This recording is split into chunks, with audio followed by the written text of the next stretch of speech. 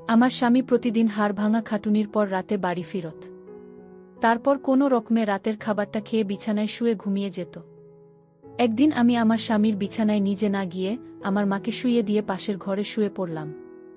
আমি এই কাজটা করতে চাইনি, কিন্তু আমার কোনো উপায় ছিল না। সেই দিন যা ঘটল তা আমি কল্পনাও করতে পারিনি। আমার নাম বিনিতা।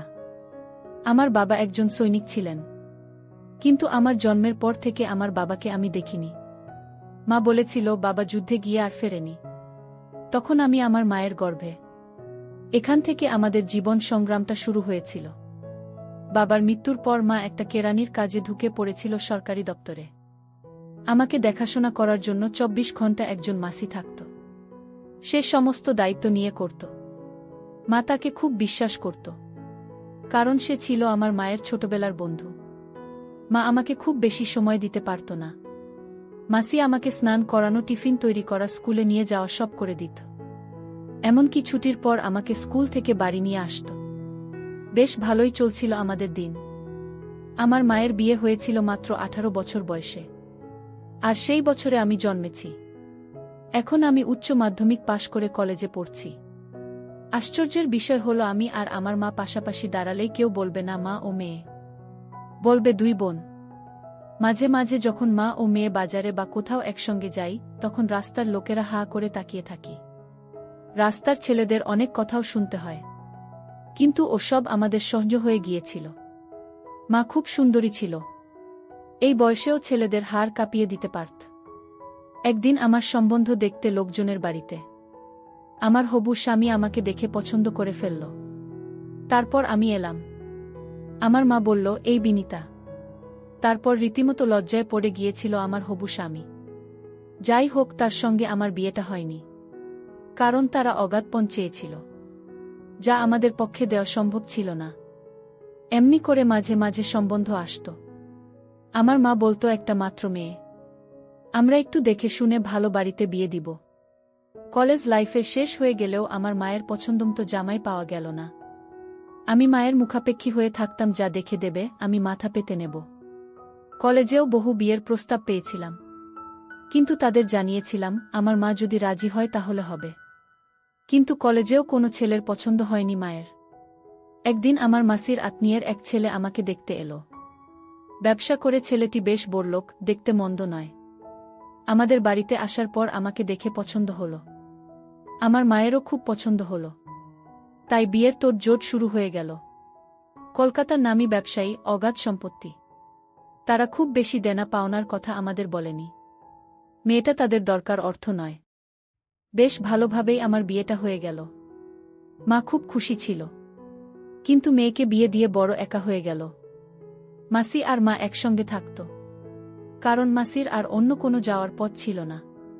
মায়ের চাকরি ছিল কলকাতায়, আর আমারও শ্বশুরবাড়ি হল কলকাতায়। তাই মা প্রায়ই আমাদের বাড়িতে আসত, আমাকে দেখে যেত। সবকিছু ঠিক চলছিল, কিন্তু সমস্যা হলো যখন আমি মা হতে পারলাম না। আমি সন্তান নেওয়ার চেষ্টা করলাম, কিন্তু কয়েক মাস চেষ্টা করেও কোনো সন্তান ছিল না।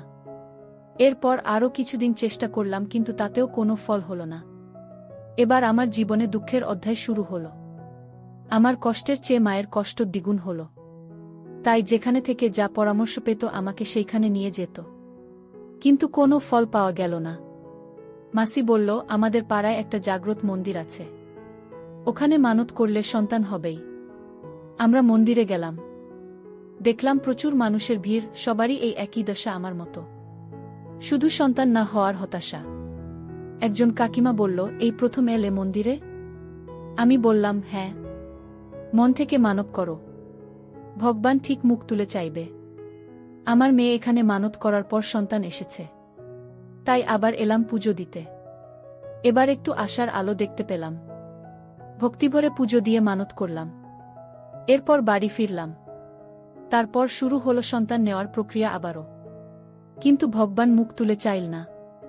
মা আবার কোথা থেকে খোঁজ পেয়েছি কোনো এক সাধু বাবার কাছে গেলে নাকি সন্তান লাভ করা যাবে। আবারও চললাম সবাই মিলে। গিয়ে দেখলাম এখানেও প্রচুর মানুষের ভিড়, সবাই একটা সন্তান পাওয়ার জন্য হাহুতাশ করে সাধু বাবার জন্য অপেক্ষা করে আছে। সাধু বাবা এসে ঘরে প্রবেশ করল। বলল, পরপর এক এক করে ডাকলেই তবে আসবে। লাইনে আমার আগে ৩ জন মহিলা ছিল। পাশের এক মহিলা বলল, এই সাধু বাবার দিব্যশক্তি আছে। আমাদের পাড়ায় একজনের বাচ্চা হচ্ছিল না, এখানে আসার পর তার বাচ্চা হয়েছে। আমি বললাম, তাই? আমার উৎসাহ আরও বেড়ে গেল। জিজ্ঞাসা করলাম, সাধু বাবার কি করে মানে ওষুধ দেয়? সে বলল, না, একটা মাদুলি দেয়। আমি ভাবলাম একটা মাদুলিতে বাচ্চা হয়ে যায় কি জানি। আবার ভাবলাম, যাই হোক, যেভাবেই হোক, আমার বাচ্চাটা দরকার, না হলে মন থেকে শান্তি হারিয়ে যাচ্ছে। সাধু বাবার কাছেই প্রথম জন প্রবেশ করল। সঙ্গে সঙ্গে সাধু বাবার ঘরের দরজা বন্ধ করে দেওয়া হয়েছিল। রোগী ছাড়া আর কেউ প্রবেশ করতে পারবে না। ১০-১৫ মিনিটের মধ্যে মহিলা বেরিয়ে এলো। আমি জিজ্ঞাসা করলাম, কি বলল সাধু বাবা? উত্তরে সে বলল, সময় দিল, বলল আগামী মাসের ১০ তারিখে আসতে হবে। এই কথা শুনে আমার পাশে একজন মহিলা বলল, আমিও তো এর আগে এসেছিলাম। সাধু বাবা আমাকে আজকের তারিখে আসতে বলেছে। আমি বিষয়টা বুঝতে পারছিলাম না। আমার ভয় লাগছিল, কিন্তু সন্তান একটা চাই, যেভাবেই হোক। এরপর আমার আগের মহিলার ডাক পড়ল। সে যেতেই আবারও দরজা বন্ধ করে দিল সাধু বাবা। আমরা অপেক্ষা করছিলাম। দেখলাম ১ ঘন্টা হয়ে গেল, কিন্তু তবুও সে বেরোচ্ছে না। এরপর হঠাৎ দরজা খুল। দেখলাম মহিলাটি ঘেমে নিয়ে একাকার। আমি জিজ্ঞাসা করলাম, সাধু বাবা কি বলল? কিন্তু মহিলাটি কোনো উত্তর না দিয়ে চলে গেল। এবার আমার ডাক পড়ল। আমি ভয়ে ঢুকলাম, দেখলাম সাধু বাবার চেয়ারে বসে আছে। পাশে একটা খাট রয়েছে, বিছানা এলোমেলো। আমাকে বলল, কি অসুবিধা বল। আমার চেতনা ভঙ্গ হল। বললাম, বাবা, কিছুতেই আমার সন্তান আসছে না, খুব কষ্টে আছি। সাধু বাবা বলল, কোনো চিন্তা নেই, ১ মাসের মধ্যে হয়ে যাবে। এরপর যেমন নোংরা ভাবে আমার দিকে তাকিয়েছিল, আমি ভয় পেয়ে গেলাম। আমার গায়ে হাত দিয়ে বলল, চেষ্টা করছিস? আমি বললাম, হ্যাঁ সাধু বাবা। এবার জিজ্ঞাসা করল, তুমি পিরিয়ড কবে হয়েছে? আমি বললাম, সামনের মাসের ৪ তারিখ হবে। তখন সাধু বাবা বলল, ৪ তারিখে আমার কাছে চলে আসিস। আমি স্পেশাল ভাবে দেখি রাত ৮টার পর চলে আসিস। আমি বললাম, আচ্ছা। কেবল মনে হচ্ছিল আমি এখান থেকে বের হতে পারলেই বাঁচি। আমি বললাম, সাধু বাবা, এবার আমি আসি? বলল, হ্যাঁ, কিন্তু ঠিক সময়ে চলে আসিস। আমি বললাম, আচ্ছা। শরীরে প্রচণ্ড ঘাম দিচ্ছিল, বেরিয়ে এলাম। আমার মা জিজ্ঞাসা করল, কি রে, সাধু বাবা কি বলল? আমি বললাম, বাড়ি গিয়ে সব বলবো। এই বলে বাড়ির দিকে রওনা দিলাম। সাধু বাবার বাচ্চা হওয়ার চিকিৎসার যে রহস্যটা আমি পরিষ্কার বুঝতে পেরেছি, তাই সঠিক সময়ে আমি আর সাধু বাবার কাছে যাইনি। মায়ের কাছে সবটা খুলে বললাম। মাও যেতে দিল না। এদিকে যত দিন যাচ্ছিল ততই আমার চিন্তার ভাঁজ বাড়ছিল। সেই সঙ্গে মানসিক দিক দিয়ে আমি ভেঙে পড়েছিলাম। আমার স্বামী আমায় খুব ভালোবাসত। আমার অবস্থা দেখেই বলল, চলো, ভালো ডাক্তারের কাছে যাই হোক, কারণটা খুঁজে বের করতে হবে। শহরের এক নামকরা ডাক্তারের কাছে গেলাম। তিনি আমার আগের সমস্ত টেস্ট রিপোর্ট দেখে নিলেন। তারপর বললেন, কোনো সমস্যা তো দেখছি না। ডাক্তার বললেন, আপনার স্বামীর কিছু টেস্ট দিয়ে দিচ্ছি, রিপোর্টগুলো করে আমাকে দেখাবেন। আমার স্বামী খুব ব্যস্ত মানুষ, কিন্তু আমার প্রতি খুব যত্নবান। আমাকে সঙ্গে নিয়ে ওর সমস্ত রিপোর্ট করালো। তারপর আবার ডাক্তারের কাছে গেলাম। ডাক্তারবাবু সমস্তটা ভালো করে দেখে বললেন, না, কোনো সমস্যা নয়। এরপর ডাক্তারবাবু একটু চিন্তা করে বললেন, এর আগে কোনো সন্তান নষ্ট হয়েছে? আমরা বললাম, না ডাক্তারবাবু, এমনটা হয়নি। উনি কি চিন্তা করে আবার কতগুলো টেস্ট করাতে দিল আমার? আমরা বাড়ি ফিরলাম। পরের দিন আমার সমস্ত রিপোর্টগুলো করাতে শহরের একটি ভালো প্যাথলজিতে গেলাম। 2 দিন পরে সমস্ত রিপোর্ট নিয়ে ডাক্তারের কাছে গেলাম। ডাক্তারবাবু সমস্ত রিপোর্ট মিলিয়ে দেখে বললেন, না, সম্ভব নয়। আমার স্বামী বলল, কি সম্ভব নয় ডাক্তারবাবু? আপনার স্ত্রী কোনো দিন মা হতে পারবেন না। আমি যেন নিজের কানকে বিশ্বাস করতে পারলাম না। কেবল চোখ দিয়ে জল ঝরতে লাগল। আমার স্বামী বলল, ডাক্তারবাবু, অন্য কোনো উপায়ে সম্ভব নয়। তখন ডাক্তারবাবু গম্ভীরভাবে বলল, সন্তান ধারণের জায়গাটা এত ছোট যে কারণে বাচ্চা আসছে না। তাহলে উপায় কি ডাক্তারবাবু? আমরা কি সারা জীবন সন্তানহীন হয়ে থাকব? কোনো উপায় নেই। ডাক্তারবাবু চিন্তা করে বললেন, হ্যাঁ, একটা উপায় আছে। খুব কঠিন কাজ। নিঃসন্তান থাকার চেয়ে যে কোনো কঠিন কাজ করতে রাজি। ডাক্তারবাবু বললেন, গর্ভ ভাড়া নিতে হবে। মানে বুঝলাম না ডাক্তারবাবু। আপনাদেরই সন্তান হবে, কিন্তু সেটা হবে অন্যের গর্ভে। পারবেন অ্যারেঞ্জ করতে? আমার স্বামী বলল, আমরা চেষ্টা করব।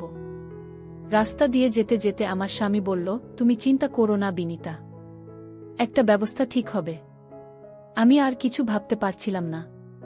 আমার স্বামী বলল, বিনিতা, এই কথা যেন আমার মা বাবা জানতে না পারে। যা হবে আমাদের দুজনের মধ্যে থাকবে। কিন্তু দৃষ্টি আছে জানি না। তবে অজানা আশঙ্কায় আমি দিন দিন শেষ হয়ে যেতে লাগলাম। একদিন আমার মা আমাদের বাড়িতে এল। বলল, ডাক্তার দেখানোর পর কি হলো কিছু বলি না যে? আমি বললাম, কিছু হবে না। মা, মানে সব হবে? কি বলছে ডাক্তার? আমাকে বল।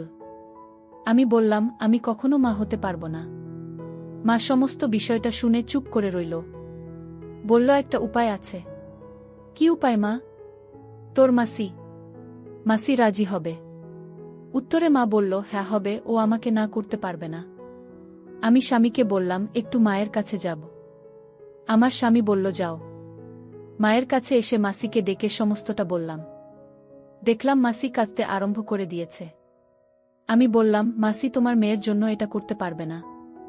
মাসি বলল, তোর জন্য আমার জীবনটাও দিয়ে দিতে পারি, কিন্তু আমিও কোনো দিন মা হতে পারব না। সেই অবস্থা এখন আর নেই। তাহলে বল, কিভাবে তো সন্তান জন্ম দেব? একটা আশা ভরসা ছিল, তাও চলে গেল। আমার মা বলল, দেখি কাউকে চেষ্টা করে, যত টাকা লাগে দিব, কিন্তু আমার মেয়ের সন্তান চাই। ওদিকে আমার শ্বশুর শাশুড়ি আমার স্বামীকে চাপ দিতে লাগল দ্বিতীয় বিয়ে করার জন্য। আমার স্বামী কিছুতেই রাজি হল না। সে তার মাকে বলল, সারা জীবন নিঃসন্তান থাকতে হলে থাকব, কিন্তু দ্বিতীয় বিয়ে করব না। আমার শাশুড়ি বলল, আমার বংশ রক্ষা করতে হবে, আমার সন্তান চাই, এই আমি বলে রাখব। আমি 1 সপ্তাহ হয়ে গেলেও স্বামী ঘরে যায়নি। তখন আমার স্বামী চলে এল। বলল, চলো বিনিতা। আমি বললাম, আমি আর যাব না। আমার স্বামী বলল, তুমি না থাকলে আমি কিভাবে বাঁচব? চলো আমার সঙ্গে চলো, যাই হোক দুজনে এভাবেই বাঁচব। আমি বললাম, তুমি আজ এখানে থেকে যাও। মা বলল, হ্যাঁ বাবা, তুমি অনেক দিন হলো আমাদের এখানে আসনি, আজকে থেকে যাও বাবা। রাতে মাকে কেমন খুশি খুশি লাগছিল। হঠাৎ আমাদের ঘরে ঢুকল, বলল, আমি ঠিক করেছি তো সন্তানের জন্ম দিব। আমি বললাম, কি বলছো মা? হ্যাঁ, আমি ডাক্তারের সঙ্গে পরামর্শ করে এসেছি, আমি তোদের সন্তান ধারণ করব। আমি বললাম, আমার শ্বশুর শাশুড়ি যেন না জানে। আমার স্বামী বলল, না না, এই বয়সে মায়ের কিছু হয়ে গেলে আমি অন্য ব্যবস্থা করছি। কিন্তু অন্য ব্যবস্থা হয়ে উঠল না। ওদিকে আমার শাশুড়ি আমার স্বামীকে বলল, তাড়াতাড়ি চলে আয় বাড়িতে, তো দ্বিতীয় বিয়ের বন্দোবস্ত করছি। আমার স্বামী বলল, মা, ওদেরকে না বলে দাও, তোমার বৌমা মা হতে চলেছে। আমার শাশুড়ি শুনে খুশি হয়ে বলল, খুব ভালো খবর বাবা, আমি খুব খুশি হয়েছি। আমি অবাক হয়ে আমার স্বামীর দিকে তাকিয়ে বললাম, কেন এত বড় মিথ্যে কথা বললে? এছাড়া কোনো উপায় ছিল না বিনিতা। বলল আমার স্বামী, কিন্তু আমি সন্তান কোথায় পাব? দত্তক নেব আমার স্বামী বলল। আমি বললাম, দত্তক নিলে তো সেটা আমাদের সন্তান হবে না, পরে সব জানাজানি হয়ে যাবে, তখন বিপদের শেষ থাকবে না। কি করব ভেবে পাচ্ছিলাম না। মা বলল, আমি একটা বন্দোবস্ত করেছি, আমি যা বলবো ওরা সেটা মেনে নিবি। কি করবে মা? এখনো পর্যন্ত কেউ করেনি। আমি ভাবলাম মা আবার কি না কি করে বসবে। বললাম, থাক, তোমাকে কিছু করতে হবে না।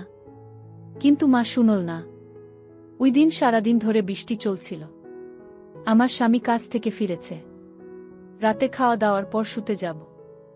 মা বলল, আজকে তো স্বামীর ঘরে তুই থাকবি না। প্রিয় বন্ধুরা, ভিডিও মাঝখানে একটা কথা বলতে চাই। আমি তোমাদের আনন্দ দেওয়ার জন্য খুব কষ্ট করে ভিডিও বানাই, তাই তোমাদের কাছে অনুরোধ থাকবে অবশ্যই এই ভিডিওটি দেখে একটি লাইক করবে এবং জোনাকি ব্লগ চ্যানেলটি সাবস্ক্রাইব করে পাশে থাকবেন। মানে আমি অবাক হয়ে জিজ্ঞেস করলাম। আমার মা বলল, হ্যাঁ আমি জানি আমি পাপ করেছি, তবে তা আমার মেয়ের সুখের জন্য, আমার মেয়ের সংসার বাঁচানোর জন্য।